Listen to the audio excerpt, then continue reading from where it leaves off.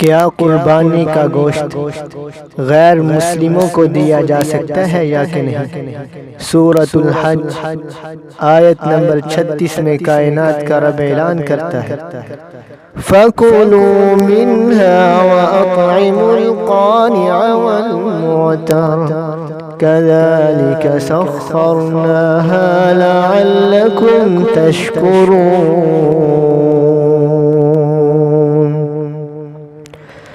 قربانی کے گوشت کو خود بھی کھاؤ اور ان لوگوں کو بھی دو جو سوال نہیں کرتے، قناعت اختیار کرتے ہیں، اور ان لوگوں کو بھی دو جو سوال کرتے ہیں۔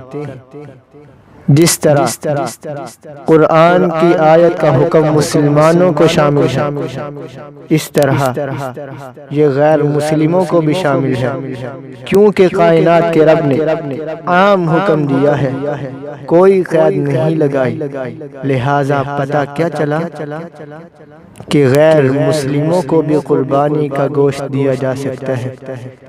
قرآن میں واضح طور پر اللہ تعالیٰ نے اعلان فرمایا فَكُلُوا مِنْهَا وَأَطْعِمُوا الْقَانِعَ وَالْمُعْتَرَّ كَذَلِكَ سَخَّرْنَاهَا لَعَلَّكُمْ تَشْكُرُونَ۔